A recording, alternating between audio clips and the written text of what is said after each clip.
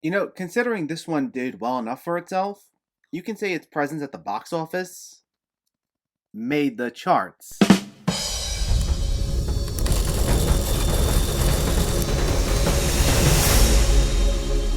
What's going on, everyone? Welcome back to my channel. Today we're talking about a newer release, Uncharted. Before we begin, let me know in the comments what your thoughts on this movie were, if you already saw it, or if you were planning on seeing it, and make sure to hit that thumbs up button if you like these reviews, as it helps me out immensely by getting my content out there. And if you're new here, I hope you consider hitting that subscribe button so you can stay up to date with more movie-related content like video game movie reviews on a near-daily basis. But let's not waste any more time, and let's talk about Uncharted. This stars Tom Holland as street-smart Nathan Drake, who's recruited by seasoned treasure hunter Victor Sullivan, played by Mark Wahlberg, to recover a fortune amassed by Ferdinand Magellan and lost 500 years ago by the House of Moncada. This is directed by Ruben Fleischer, and it's an adaptation of the video game series of the same name. One that I'm a fan of, at least the first few games, as I don't play video games nearly as much as I used to, so I haven't played anything past the third installment of this series. But as someone who is a fan of the early games, I had a lot of concerns about this one going in, primarily due to the casting alone. This is meant to be an origin story for these characters, and with the casting of Holland and Wahlberg,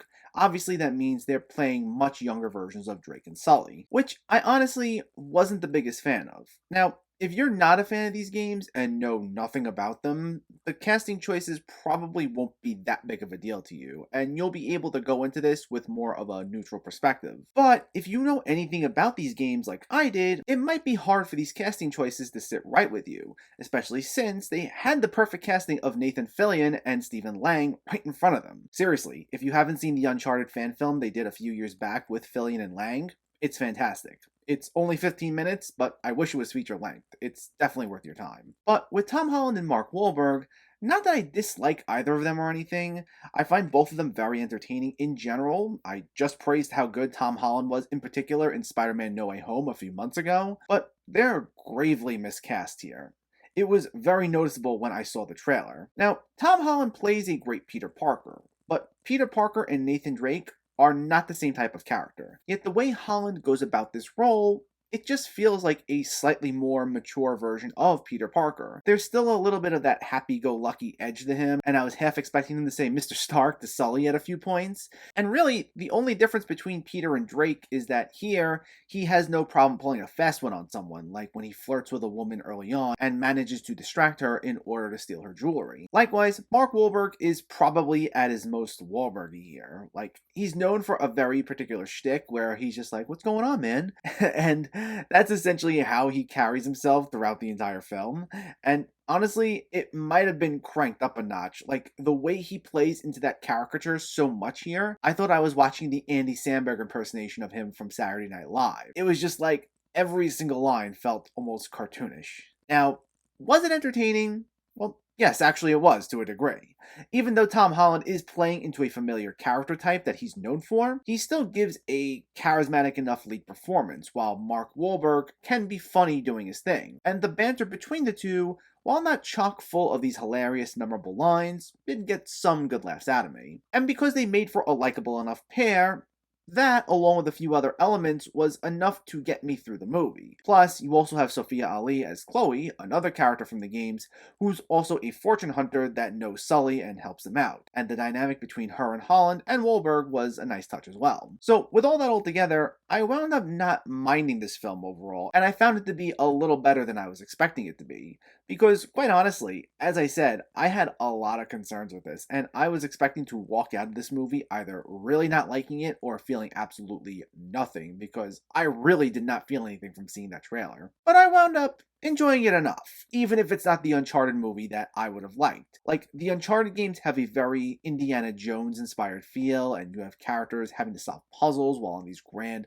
larger-than-life ventures, but that's not what we got here. There are adventures, but there's just not that same epic feel to them. Like, it's a totally different vibe. But as I said, if you're not a fan of the games and you really don't know anything about them going into this, then that probably won't be that big of a deal to you, and you'll probably like this even more than if you did play the games. But if you're someone expecting a faithful adaptation of the Uncharted series, it's best to check that at the door, because this is mostly Uncharted in name only. Now, there are some Easter eggs and callbacks to the game, like we even see a cameo from Nolan North, who voiced Drake in the games, but this is primarily a Tom Holland, Mark Wahlberg action-adventure movie that simply uses the Uncharted name and makes a few references to the IP every so often. So if you do view it as a Tom Holland, Mark Wahlberg action-adventure movie and nothing more, then that will actually help big time. Like if you make a conscious effort to separate the source material going in, then this will actually be a bit of a fun time. In addition to being funny in several instances, it's also commendable given that it moves at a fairly quick pace. At 2 hours, I didn't always quite get the feel it was overstuffed, and for better or worse, it gets to the point quickly once Drake and Sully meet,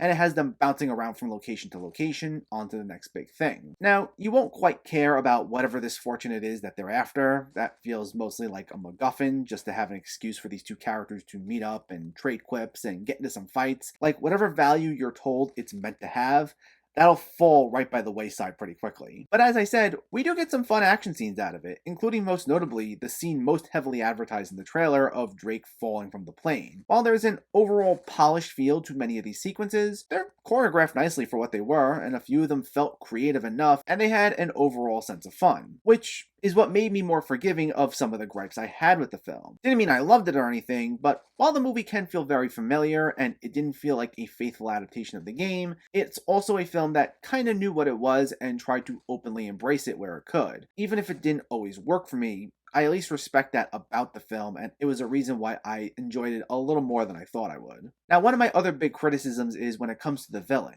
You have Antonio Banderas as this treasure hunter who's also after the same treasure Drake and Sully are after, and who's supposed to be this huge threat. Yet, he is by far the most wasted cast member of this entire movie. He doesn't even feel remotely like a threat. Every time we see him, he'll stand there, spout a few lines, and let us know how evil he is, and that's about all he really does. And I wish I can say I was exaggerating there. Now, I like Antonio Banderas, and he certainly tries to make something out of nothing. Like, while his performance isn't great, I also wouldn't call it bad. However, even a decent enough performance can only go so far, and he's probably one of the least memorable parts about this. Part of me feels like he originally had a much bigger role, and it was drastically cut down, given what little he has to do and how things wrap up for him. And because of how minor of an impact he ultimately makes, it only made the stakes feel like they went so far. While this is meant to be a grand adventure that sees our heroes traveling all over the place, we didn't always get that larger-than-life feel because we never felt the true weight of what they were up against. Now, we also have Banderas' enforcer, Jo, played by Ty Gabrielle, who also knows Sully previously, and she gets considerably more to do, primarily when it comes to the action scenes. But while Gabrielle also does what she can with the material, the role ultimately feels like nothing more than your typical straight-faced, stone-cold mercenary, which is a trope we've seen I don't know how many times before. And it's not done in a way here where it adds anything new or where it stands out in a particular way. And it's just another major part of why this can feel like a mixed bag. While it can be fun and it also knows what it is, it can also feel very generic in other areas, and that allows the fun to only go so far.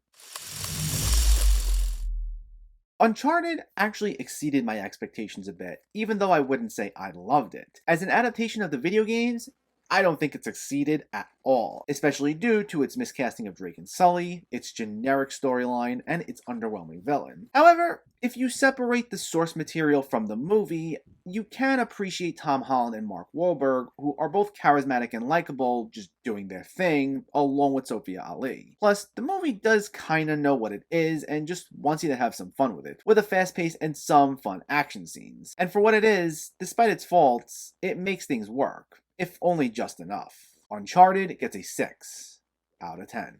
So let me know, did you see Uncharted, or are you planning to see it, and what were your thoughts? Did you think this was a faithful adaptation of the game if you played it? Do you want to see a sequel?